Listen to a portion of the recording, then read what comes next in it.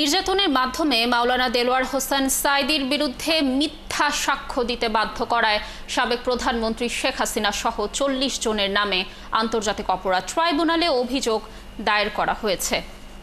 বুধবার ট্রাইব্যুনালের চিফ প্রসিকিউটরের কার্যালয়ে এই অভিযোগ করেন সাঈদীর মামলার ৩ সাক্ষী মাহবুবুল আলম হাওলাদার, মাহতাব উদ্দিন ও আলতাফ হাওলাদার। ট্রাইব্যুনালের তৎকালীন চেয়ারম্যান বিচারপতি নিজামুল হক নাসিম, সাবেক আইনমন্ত্রী শফিক আহমেদ, আইন প্রতিমন্ত্রী কামরুল ইসলাম, পিরোজপুর ১ আসনের এমপি AKM আউয়ালকেও আসামি করা হয়েছে। এ প্রসঙ্গে সাংবাদিকদের আইনজীবী পারভেজ বলেন, ২০০৯ সালে মাহবুবুলকে ডেকে আল্লামা সাঈদীর বিরুদ্ধে মামলা করতে বলেন এমপি আউয়াল, তবে রাজি না হওয়ায় স্থানীয় আওয়ামী লীগ নেতাকর্মীরা সাক্ষীদের তুলে নেন। সাক্ষী মাহবুবুল আলমের মাথায় বন্দুক ঠেকিয়ে সাঈদীর নামে মিথ্যা মামলা দিতে বাধ্য করেন। পরবর্তীতে আন্তর্জাতিক অপরাধ ট্রাইব্যুনালেও এ মামলার প্রথম সাক্ষী হিসেবে সাক্ষ্য দিতে বাধ্য করেন। এই মামলায় নাজারবার বিষয় অনেক কিছু বলা হয়েছে, তারপরে সে আমাকে হুমকি দামকি শুরু করে, তোমার এই মামলায় বাদী হতেই হবে। নানা রকমের তাদের লোকজন দিয়া চাপের মুখে আমাকে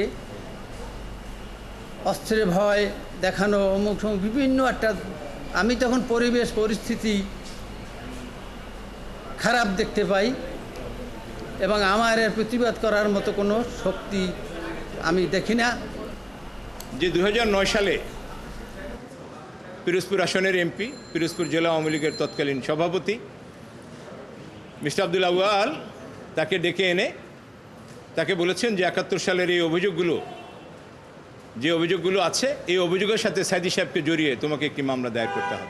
সরকারের রাষ্ট্রযন্ত্রের উচ্চ পর্যায়ে যারা যুক্ত ছিলেন তাদের সবাইকে, প্রধানমন্ত্রী, আইনমন্ত্রী থেকে শুরু করে ওই সময়ে আইন প্রতিমন্ত্রী সহ যারা যেখানে জড়িত ছিলেন, এই তাদের সবাইকে নিয়েই আজকের এই সাক্ষীরা এই অনুশোচনা থেকে যে তারা যদি সত্য কথা বলতে পারতেন, তারা যদি সত্য সাক্ষী দিতে পারতেন, তাহলে দেলোয়ার হোসেন সাঈদী সাহেবের হয়তো এই পরিণতি ভোগ করতে হতো না।